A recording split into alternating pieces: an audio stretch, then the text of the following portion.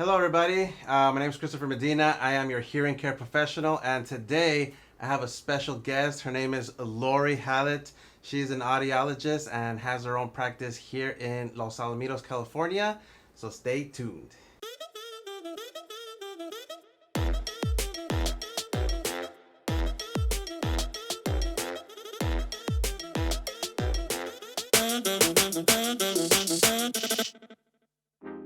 All right, well, welcome everybody. Like I said, we have Lori Hallet here. She's an audiologist, and she does have her own practice here in Los Alamitos, California. So, Lori, tell us a little bit about yourself and what an audiologist does. Well, when I was young, most females became either nurses or teachers, and I thought I want something different. And then I heard about speech language pathologists. And so then I went that way. And then while I was in college, I said, this isn't for me. I didn't like it. And somebody said, are you taking an audiology class? And I said, what's that? I didn't even know what it was. Yeah. And so I ended up taking it, falling in love with it, found out this was the road for me. Took me a long time to get through school. I did my bachelor's degree at Cal State Fullerton and then my master's through Cal State Los Angeles. Meanwhile, got married, had kids. So it was a little bit of a rough time finishing. So I finished at about 32 and have been practicing for 25 years. And it's been wonderful. I really enjoy being an audiologist. I think it's interesting. Of course, yes, I do work with hearing aids, but diagnostic testing, it's like a puzzle, finding out what's wrong, what is causing this person to either not hear well or feel dizzy or, and then, sending a report to the doctor, figuring out what is wrong and what's happening. So I just find it interesting. That's good. That's why I enjoy it. Yeah, definitely. Okay, excellent. So tell us a little bit about, when you see a patient, what's the first thing you ask them? What's the testing procedures or, your system? Yeah. Well, of course, I have an intake form that gives me information, which, I'll look over before I bring them in. And then I ask them, introduce myself, of course, and then ask them about their, what brings you here today? Are you having concerns with one or both ears? And then, of course, I look in the ears with the light, with the otoscope to see, if everything is clear. If we're having problems like with a lot of wax, I actually can remove the wax myself, which not every audiologist does. So that's nice because I can help them there and not send them off to another appointment. ENT, right? Right. And then I run a tympanogram, which shows us how the eardrum is moving. And we want to see good movement of that eardrum because that lets us know that as the molecules are going through the air and they hit that eardrum, there's movement and it keeps going through the system. So we run a tympanogram. And then I do the diagnostic testing, which involves, of course, pure tones at the different frequencies, seeing how well they hear, and then asking them to repeat words because hearing starts at the ears, but taking that sound and turning it into words is a brain function. So we want to know how well are you understanding words. If, say, one ear has really poor ability to understand words, there could be something serious going on in the brain. So that is all very interesting to me, to take all the pieces of the puzzle and figure out what's happening and try to help these folks hear better. Definitely. So, again, so they come in, few questions, get a little history on what exactly is causing their hearing loss, if they know, right? Because sometimes the patients don't know exactly what's going on. And then the testing, of course, to see how your hearing is, to see if they actually will, at the end, benefit from hearing aid. Because not all patients benefit from an aid. Is that right? Correct. Okay. So, and then we want to look at, do you have ringing in your ears? Are you having problems with balance? If you have a balance issue, do you feel unsteady, or do you have what we call true vertigo, where your body, you feel as though the room is spinning? Yes. So they can give us ideas as to why, what is actually going on, so we can write up a good report for the doctor. Definitely. Well, that gets us into the symptoms part here. So, I mean, you just mentioned dizziness, right? So a lot of patients who suffer from hearing loss actually experience some type of dizziness, vertigo, like you said, spinning around. And what can it be when they're experiencing those things? Yes, it can be something called Meniere's syndrome, where there's a fluid inside the cochlea, and there's a membrane that separates these two fluids. And if we get too much fluid on one side and that membrane bursts and these two fluids mix, we have a chemical reaction, and you feel really, unfortunately, very ill for a good 4 hours or longer, where you're just being actually physically ill, throwing up, very, very dizzy, until that membrane heals and you don't have that chemical reaction anymore. You'll continue to be dizzy. So then you can get a low frequency hearing loss, which is generally can be permanent in nature with Meniere's. So then you need to be treated by a medical doctor.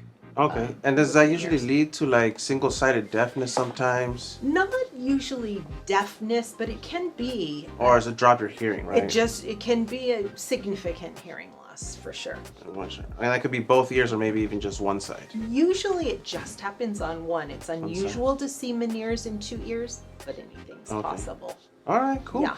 Let's jump into single-sided hearing loss. So it could be Meniere's disease, but is there anything else that can trigger a single-sided hearing loss? Single-sided hearing loss, a real concern with myself is sudden hearing loss. When a person wakes up in the morning and they just can't hear in one ear, or they are just sitting eating a meal and there's a pop, they'll hear a pop in their ear and they don't hear from that ear anymore. So it's very unusual for it to occur, but it does happen. When this happens, that person needs to get their hearing tested immediately. We need to see them within 48 hours. Actually, I don't need to, it's not myself only. They need to get to an ear, nose, and throat and get on Steroids? Steroids, thank you. Actually, the muscle. Yes, the muscle medication. It's that muscle. So they need to get on steroids within 48 hours to hopefully recover their hearing. Now, it may not get recovered, but that's our best chance. So I always want my people to know that if you ever experience something like this, call me, I'll see you immediately and get you to the appropriate person. Perfect. So again, it's important that if you notice from one day to another, if your hearing dropped, to go see your audiologist or ENT to get your hearing tested right away, because those first 48 hours are pretty crucial and important to get treated in order to recuperate that hearing. Yeah. Good stuff. Also, I should say Sure. that there can be something called an acoustic neuroma, which is it's a growth on a nerve in the brain, and it's never cancer, but it's a growth in the brain. So sometimes we'll see a high frequency hearing loss in one ear, and we don't want to just fit somebody with a hearing aid. We want to find out why that's there, and then once again they would need to see a medical doctor. Okay. Perfect. All right. So now that basically the patient has gone over their case history. We've tested the patient. Once they're pretty much clear and there's nothing else that they can do, and basically their only option would be hearing aids. So how does that fitting process go once they're definitely a candidate for hearing aids. So then we discuss, I always tell people there are kind of two things we want to talk about. One is what the hearing aid would physically look like, because if you're not comfortable with what it looks like and feels like in your ear, you're not probably going to wear it. So we want to definitely discuss that. Once we discuss that, then we talk about technology. So there are different technologies, which the higher we go in technology, the better performing the instrument is going to be, of course, as you know. And then, of course, the price goes up. So I generally relate it to lifestyle.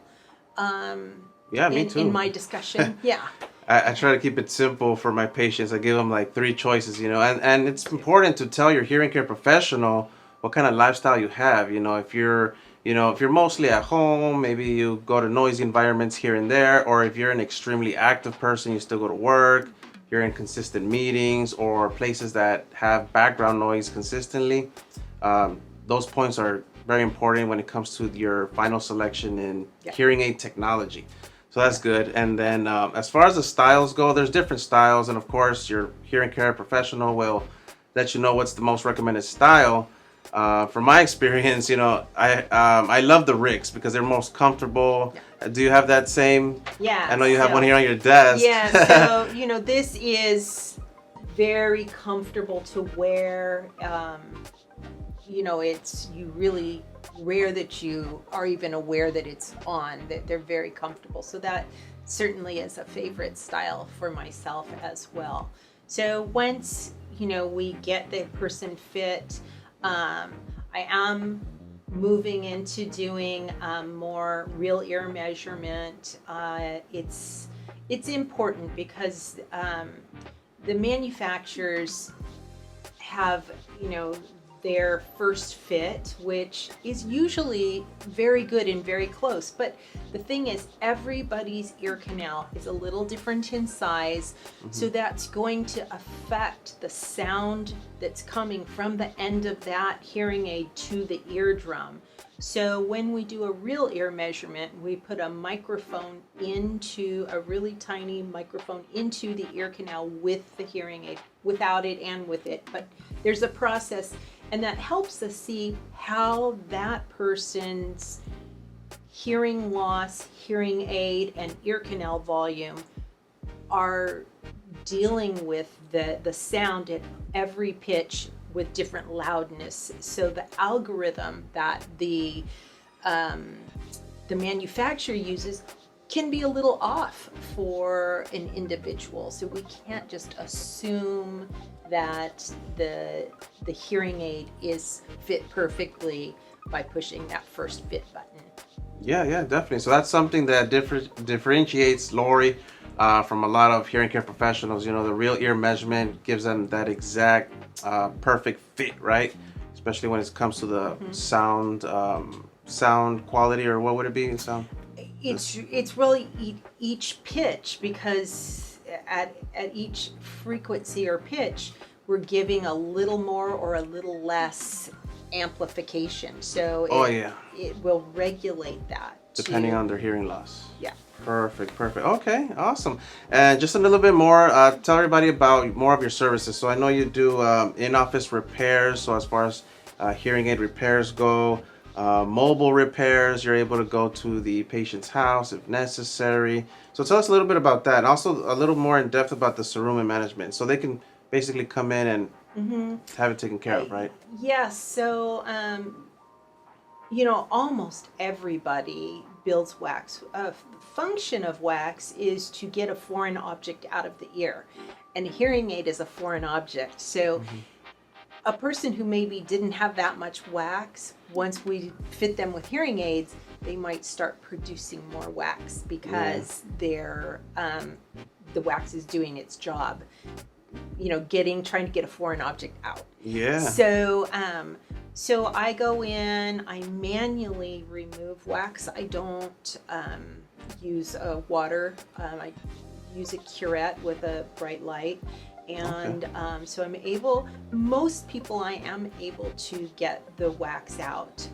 It's rare that I stop, but I do when I say this is beyond me and what I can do. Yes. And I have 2 ENTs who rent space from me 2 days a week, so it's nice. So if it's something, we can send them right down the hall. Down the hall to the ENT. Yeah, so that's nice. And then I do in-office repairs. If somebody, I just had a guy, he's in a nursing home, and he ran over his hearing aid with the wheelchair. Oh, wow. Crushed it. And I mean, it was such a puzzle, but I got it back together. There were a couple voids, and I was able to fill it. And you know, he's in his 90s.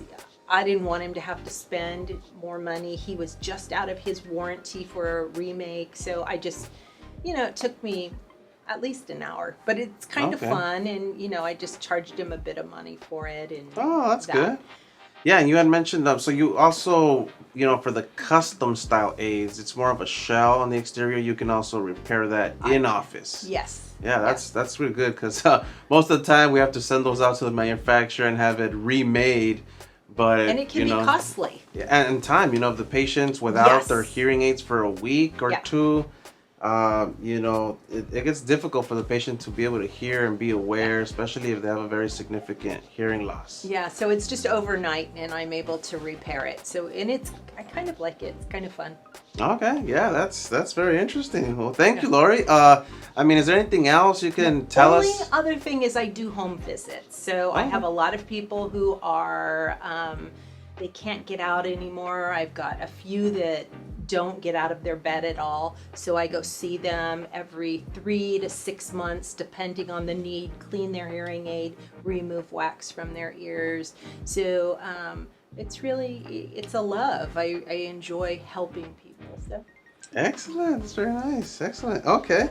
Well, thank you so much, Lori. You know, it's an honor to come, and I actually learned something myself, you know, about, you know, what an audiologist does, really our measurements and how the fitting process goes. And again, Lori is here in the city of Los Alamitos, California. So if you're in the area, we're going to go ahead and put all her information towards the end of the video, so stay tuned. And she's actually going to offer everybody a consultation and even a screening of your hearing, as well as if you already have existing hearing aids, she'll do a free clean and check. So if you're in the area, you're a local around Los Alamitos, come by, say hi to Lori, and I'm pretty sure she'll take great care of you guys. All right. Well, thank you so much, Lori. I appreciate you. All right. Take care, everybody.